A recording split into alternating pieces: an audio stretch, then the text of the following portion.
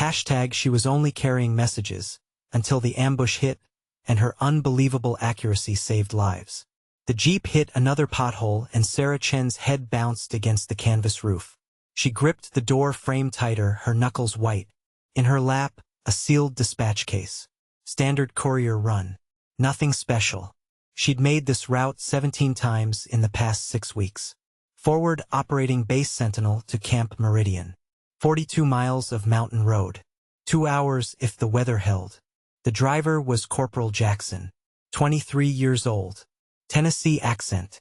He'd been making jokes for the first hour, trying to fill the silence. Now he was quiet, focused on the road. The curves were getting sharper as they climbed into the high country. Sarah wore civilian contractor clothes. Khaki pants, hiking boots, a fleece jacket with the company logo on the breast. No uniform, no rank insignia. Just a courier. That's what her paperwork said. Logistics specialist. Message runner. She carried encrypted communications between bases, delivered supply manifests, transported sensitive documents that couldn't be trusted to digital channels. It was boring work. Safe work. Exactly what she wanted. The mountains rose on both sides of the road. Pine forests thick with morning mist. The sun was trying to break through, turning everything golden and soft. Beautiful country if you ignored why they were here. Jackson slowed for another curve. The road narrowed, hugging the cliff face. To their right, a steep drop into a ravine. Maybe 300 feet down. Sarah didn't look. 15 minutes to the checkpoint, Jackson said. Then smooth sailing from there. Sarah nodded. The checkpoint was manned by local security forces. They'd wave them through, check the vehicle manifest, maybe ask for cigarettes. Standard procedure. But something felt wrong. Sarah couldn't name it. Just a feeling. The way the forest looked too still. The absence of birds. The quality of the silence. She'd learned to trust those feelings. 5 years in Army intelligence had taught her that. Pattern recognition. Threat assessment. The subconscious picking up details the conscious mind missed. Jackson, slow down. Ma'am. Just slow down. Something's off. He glanced at her, then back at the road. To his credit, he didn't argue.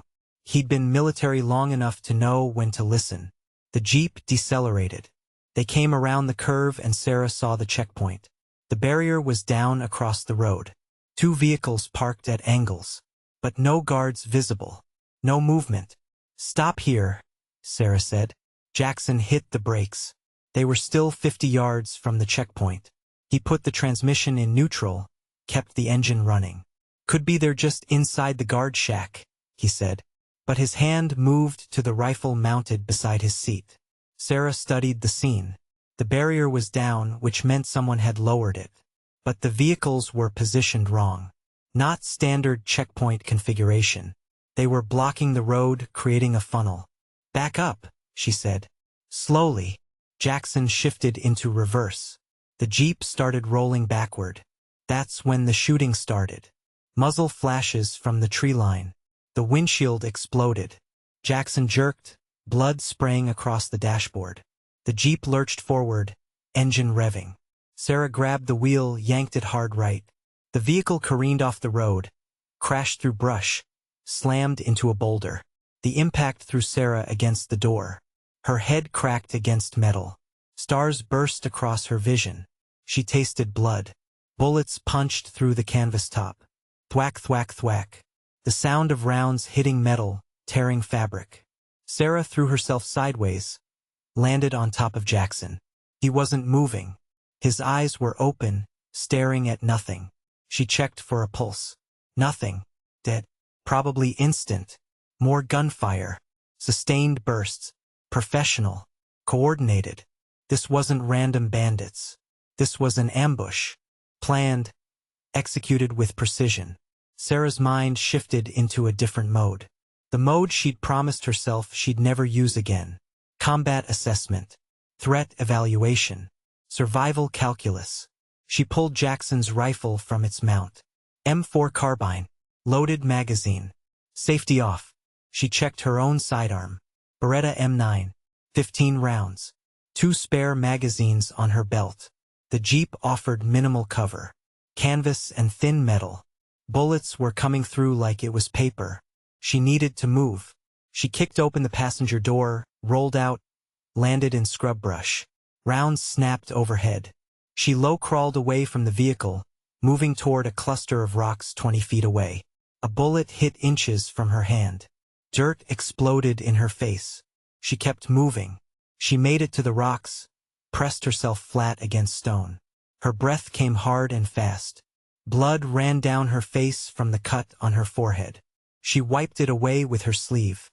The shooting paused. Reloading, probably. She used the moment to assess. 3 firing positions. Maybe 4 shooters total. 2 on the left side of the road, elevated. 1 on the right, lower. Possibly another behind the checkpoint vehicles. They had her pinned, crossfire, good angles. She was alone, outgunned, and 40 miles from help. Radio was in the Jeep, probably destroyed. No backup coming. No extraction. The old training surfaced. Lessons from another life. Before she'd walked away. Before she'd decided she was done with killing. She'd been Army intelligence, yes. But before that, before the desk job, before the analyst work, she'd been something else. Something she'd buried deep and tried to forget. Sarah Chun had been a competitive shooter. National champion at 19. Olympic trials at 21. She hadn't made the team, but the Army had noticed. They'd recruited her for a specialized program. Designated marksman training. Advanced marksmanship. She'd spent 2 years as a DM attached to infantry units. Iraq, Afghanistan. Places that blurred together in memory. She'd been good. Frighteningly good. 73 confirmed kills over 2 deployments. Long-range precision fire. Counter-sniper operations. High-value target elimination. Then she'd watched her spotter die. Watched him bleed out in her arms while she screamed for a medic that came too late. After that, she'd requested transfer. Moved to intelligence. Desk work. Analysis. Safe, clean, distant from the trigger. Eventually, she'd left the Army entirely. Took a contractor job. Courier work. Simple. Boring. No decisions about who lived or died. But now, pressed against cold stone with bullets chewing up the ground around her, all that training came flooding back. She controlled her breathing. In through the nose, out through the mouth. Slow. Steady. Her heart rate dropped. The panic faded. In its place, cold clarity. She popped up, acquired the nearest target through the M4 sights. Shooter in the tree line, left side. Partially concealed behind a pine trunk. She could see his shoulder, part of his head. She fired 3 rounds. Controlled burst. The shooter jerked, fell backward out of sight. Immediate response from the others. Heavy fire converging on her position. She dropped flat as bullets hammered the rocks. Stone chips flew. The air filled with the smell of cordite and pulverized rock. She rolled left, came up in a new position, fired again. Another shooter, right side. He was moving, trying to flank. She led him, calculated his speed, his trajectory. 2 shots. Both hit. He went down hard. The remaining shooters adjusted. One started laying down suppressive fire, keeping her pinned. The other was moving. She could hear him, boots crunching through brush, circling around. Sarah checked her ammunition. Half a magazine left in the M4. Her pistol was full. Not enough for a sustained fight. She needed to move. Staying here meant getting surrounded. But moving meant exposing herself to fire. The suppressive fire paused. Reload. She took the opportunity. She sprinted from the rocks, running uphill away from the road. Bullets chased her. One passed so close she felt the displacement of air. She dove behind a fallen log, landed hard, rolled. From this new position, she had a better angle. She could see the checkpoint now, see the shooter behind the vehicles. He was repositioning, trying to get a bead on her new location. Sarah settled the rifle against her shoulder. Range maybe 150 yards. Slight uphill angle. Wind negligible. The shooter's head and torso were visible above the vehicle hood. She took a breath. Let it out halfway. Held. The crosshair settled on center mass. She pressed the trigger. The rifle kicked. Through the sights she saw the impact. The shooter dropped. One left. The one who'd been flanking. She'd lost track of him during her movement. He could be anywhere. She stayed low, scanning. Listening. The forest had gone quiet again. Just the wind in the trees. The distant sound of the Jeep's engine still running. Movement. 30 yards away, moving through the brush. She caught a flash of clothing, the glint of a weapon. He hadn't seen her yet. He was looking toward her previous position, expecting her to still be at the rocks. Sarah shifted the rifle. Acquired the target. He was partially obscured by vegetation. She could see his legs, part of his torso. Not a clean shot. She waited. Patience. Let him move into the open. He took 2 more steps. Cleared the brush. Full body visible. She fired. Once. The round caught him in the chest. He staggered, tried to bring his weapon up. She fired again. He fell. Silence. Sarah waited, counting seconds. 60. 90. No more movement. No more shots. She stayed in position another 5 minutes. Making sure. Then she rose slowly, rifle ready, and moved back toward the road. The checkpoint was a massacre. 5 bodies total. The 4 shooters she'd engaged, plus 2 local security guards. The guards had been executed. Single shots to the head. Probably the first move of the ambush. Take out the checkpoint, use it as the kill zone. Sarah checked each body. Made sure they were dead. Collected their weapons, their ammunition. 2 AK-47s, 1 SVD sniper rifle, various pistols. Military-grade equipment. These weren't insurgents or bandits. These were trained soldiers. She found identification on one body.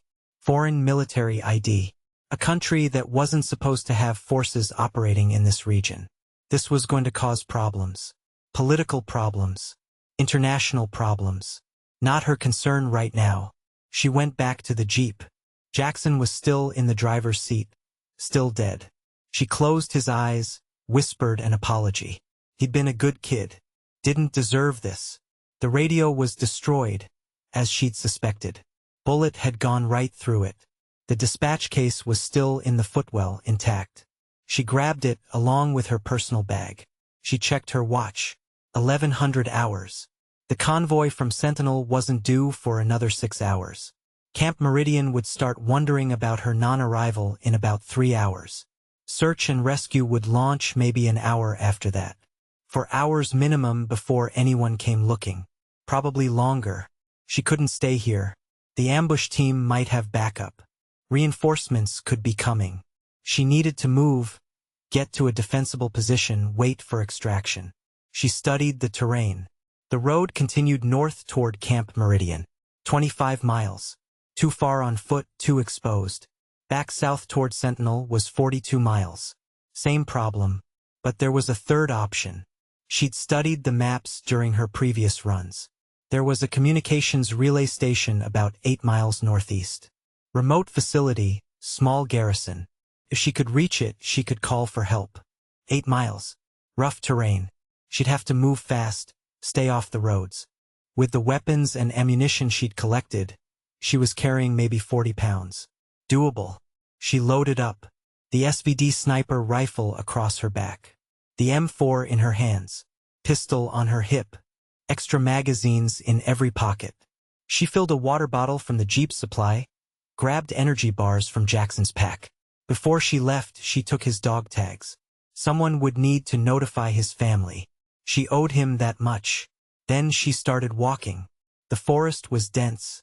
The ground uneven. Sarah moved carefully, watching for tripwires, booby traps, any sign of enemy presence. The ambush had been sophisticated. There might be more surprises. She navigated by compass and memory. The relay station was northeast. She'd seen it on maps, noted its position. Old habits. She'd always studied terrain, always planned escape routes.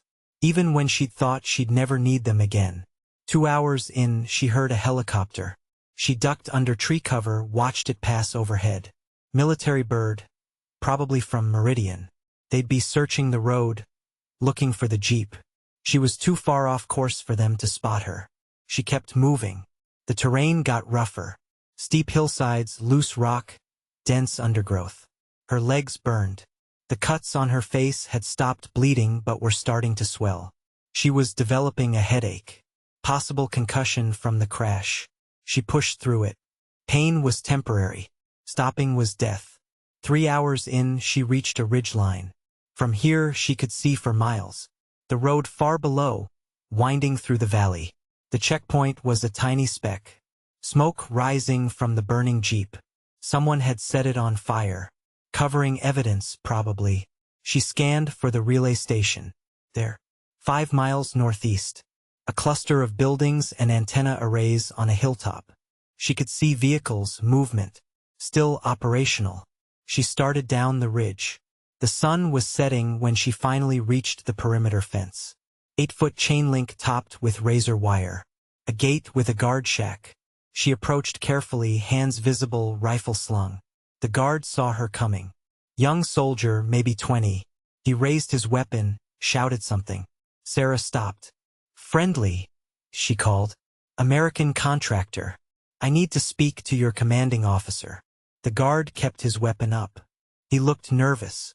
"Identify yourself." "Sarah Chen. Logistics contractor. I was ambushed at checkpoint 7. My driver's dead. I need to report in." Another guard appeared. Older, more experienced. He studied her, took in the weapons, the blood, the dispatch case. "Lower your rifle." Slowly. Sarah complied. Set the rifle on the ground. Raised her hands. "The M9. Drop it."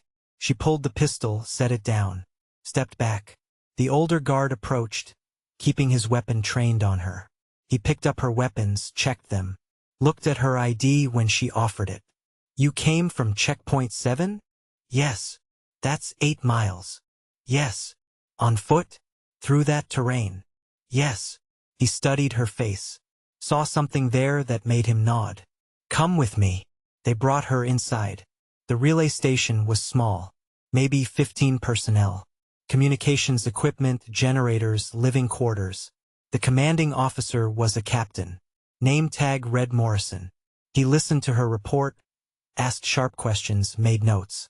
"You engaged 5 hostiles?" "Yes, sir." "Killed all 5?" "Yes, sir." "By yourself?" "My driver was killed in the initial contact. I was alone." Morrison looked at her service record on his computer. She'd given him her military ID number. He was reading her file. His eyebrows went up. "You were a designated marksman?" "Yes, sir."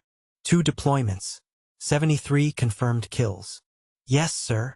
He leaned back in his chair. "And now you're a courier?" "Yes, sir."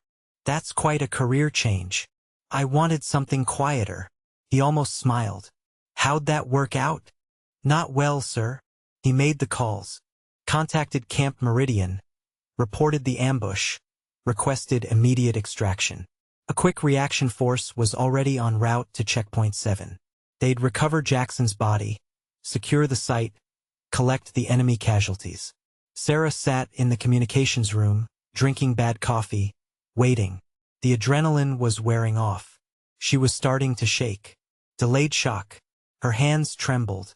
She set down the coffee cup before she dropped it. A medic came, cleaned her wounds, checked her pupils. Possible concussion, he confirmed. She needed to be evaluated at a proper facility. She nodded, didn't argue. Morrison came back. The QRF reached the checkpoint. They confirmed 5 enemy Kia. Foreign military personnel, like you said. This is going to escalate quickly. I know. They also found something interesting. One of the bodies had a target list. Names, photos, routes. You were on it. Sarah looked up. Me specifically? You specifically. This wasn't a random ambush. They were hunting you. Why? That's what everyone wants to know. He paused. What's in the dispatch case? I don't know. Sealed. Above my clearance. Someone thought it was worth killing for. Sarah thought about that. Thought about Jackson, dead because someone wanted whatever was in the case. Thought about the 5 men she'd killed. Thought about how easily the old skills had come back. Captain, I need to make a call. To who? My old unit. Army intelligence. There's someone who needs to know about this. He considered, then nodded. Use the secure line. The extraction helicopter arrived an hour later. Black Hawk, fully armed. They loaded Sarah aboard, along with the dispatch case. Morrison shook her hand before she left. You did good work today, Miss Chun. Saved your own life. Probably saved others too. That dispatch case made it through because of you. Thank you, sir. You ever think about coming back? The Army could use someone with your skills. Sarah looked out at the darkening mountains. Thought about the 8 miles she'd walked. The 5 men she'd killed. The way her hands had been steady on the rifle. The way the calculations had come automatically. Windage, elevation, lead time. All of it still there, waiting. No, sir, she said. I'm done with that life. But as the helicopter lifted off, banking toward Camp Meridian, she wondered if that was true. Wondered if you ever really left it behind, or if it just waited, patient and quiet, for the moment when you'd need it again. In her lap, the dispatch case. Still sealed. Still secret. Whatever was inside had been worth killing for. Worth dying for. Jackson had died for it. 5 others had died trying to take it. And Sarah Chun, who'd only been carrying messages, who'd wanted nothing more than boring, safe courier work, had killed to protect it. The mountains passed below, dark and endless. The helicopter carried her toward debriefings, investigations, questions she couldn't answer. Behind her, on a mountain road, evidence of what she'd done. What she still was underneath the civilian clothes and the contractor badge. A warrior. Always had been. Always would be. The snow started falling as they flew. White flakes in the darkness. Sarah watched them swirl past the open door, thought about nothing, felt everything, and wondered what came next.